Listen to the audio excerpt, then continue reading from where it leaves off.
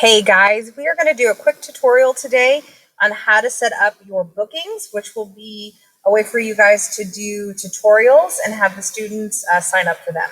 So I'm starting off in Office 365 up here. Bookings shows up for me in this bar up here with all of my icons. If it doesn't show up for you, just go ahead and click all apps and it should be in the drop down. Okay, so go ahead and click on bookings, and what should pop up first is this bookings page. Now you'll have time later to click on here, add your picture. You can change your color settings. You can make the title. I've made mine bookings for human anatomy and physiology. You have a home, a calendar, booking page. Where we're going to start today is appointment type. So as we go through this, my suggestion is either to watch this on your phone and then have your computer next to you, or if you have two monitors, maybe, or two computers, put one put the video on one, and then actually do this with me, okay? Or you can always good old-fashioned just pause it, open up a new tab, and do it as we go. Okay, so click on appointment type. Okay, so what you can see first is that I've already set up a couple of tutorial types, and you can follow the way I do it or set it up your own way. I have Wednesday individual tutorial. I have ELT, or extended learning time, I think that's what it stands for, tutorial. And then I have a Wednesday group tutorial, which is our day off that we're supposed to be meeting with students. And then a Wednesday parent conference. Okay, so these tutorial times are 20 minutes, and then the parent conference is 15 minutes. All right, so let's just look at one of them. Let's look at the Wednesday individual tutorial. All right, so I'm going to skip this part right here and move down because this is how we'll share what we've done. But you can see over here where it says assign staff. So let's pretend that Kelly Adam is my co-teacher. You can click on her for this appointment type so that she can, or he can, join you on the tutorial. So you can add as many people on there. This is also a good idea if we have to do a meeting with a whole group, maybe one student, their parent, and then all of the teachers that teach that student. Okay. So back to our Wednesday individual tutorial, you make your title. So go ahead and make your title right now for your appointment type. We all will have Wednesday's tutorial, so that's a good name.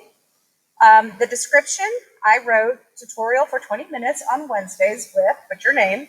Choose your time below. If all slots are taken, please email me to set up another time and then put your email address. Now my default location is Teams. And if you are doing your online meetings with Teams, this is a really great because it will actually put the link to the Teams in the email.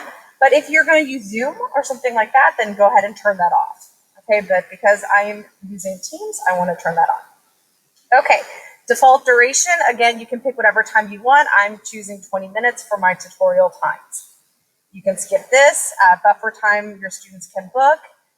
I don't want that on. I don't want my customers to manage their appointments. And then here, so because this is an individual tutorial, I'm choosing one attendee, but in my other tutorial, it's for groups, so I can add up to 5, 10, 20, however many people I want in it. The default price, unfortunately, guys, we cannot charge, so we click free, and then you can write some notes for yourself if you need to.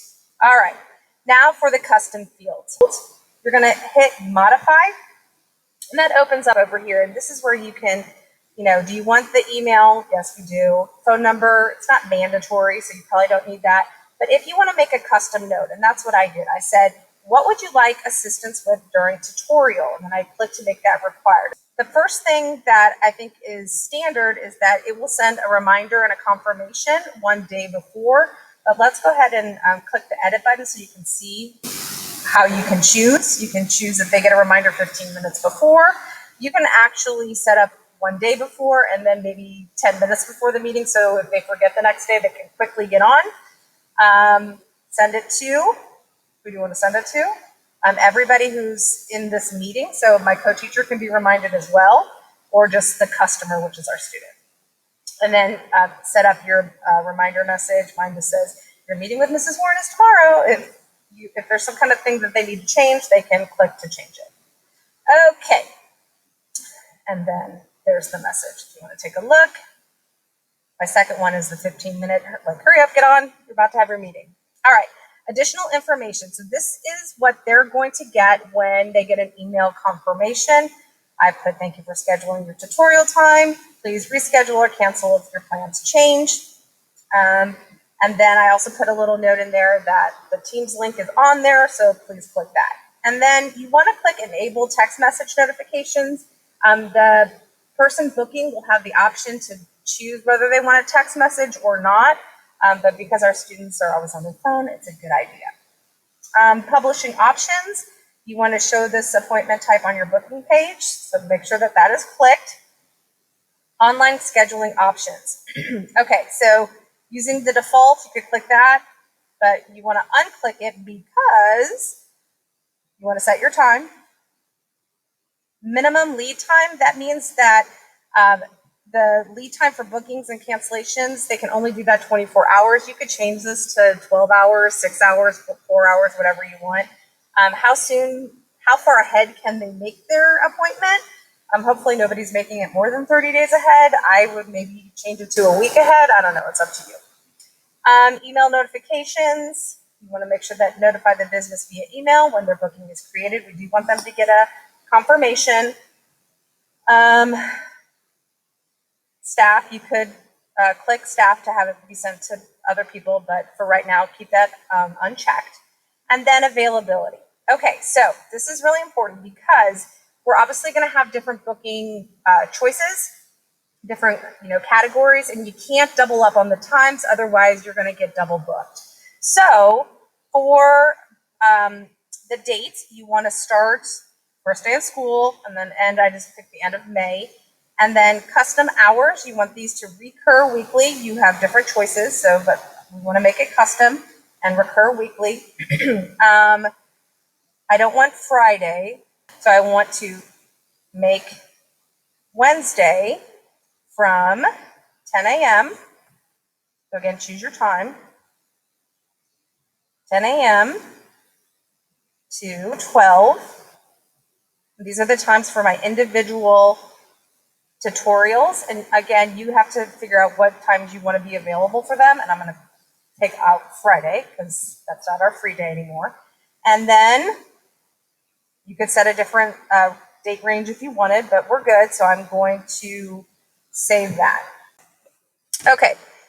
So now I've made my tutorial times. I've added my code teacher if I want to. Okay. I want to click down here because I've already made it. I'm going to click booking page. Here is the published page. So I'm going to open it.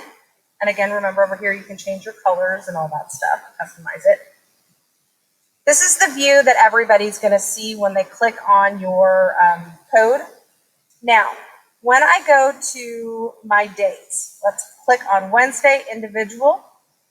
You can see that if they click on info, it shows what we typed in there. This is the description of the tutorial.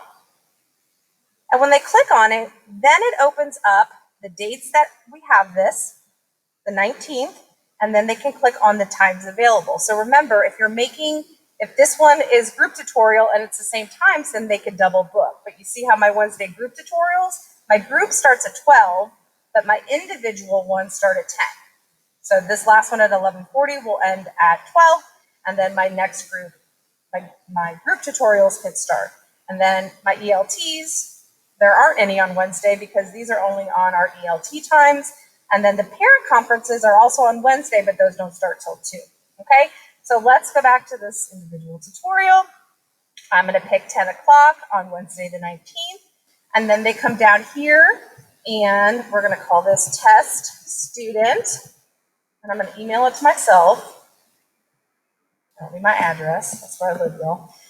Phone number if they want it. And right down here it says get a text message. So if they don't want that, they would take it off. But most of them will want that. They can add any special requests. And then down here, there's my question that we wrote before. What would you like assistance with during tutorial? I would like help with T's, let's say. All right, so let's book that appointment as our test student. All right, thank you for booking with us. You will get a confirmation shortly. Okay, great. And then you'll see right here, right away, if they made a mistake, they can cancel that booking, they can reschedule it. And then there's the Teams meeting right there. Now, let's go to the email. All right, look, I got a new booking. So I get a little bleep right here that shows up, hey, I've got a new message. This comes through Office 365. So it's actually on my teacher calendar. It's already there. Confirm booking for Layla Warren. When is it? Wednesday. Here is the time. And then here is my Teams code. All right. And it says, thank you for scheduling your tutorial. If you need to reschedule, there it is. So this is great. They'll get a reminder message as well. And it's super simple. So now you have it on your calendar, and the students will have it on their calendar, and it's going to be a very easy way for us to have appointments with our students. So if you have any questions, go ahead and let me know, and I will walk through it if you have any other questions. Okay? Hope this helps.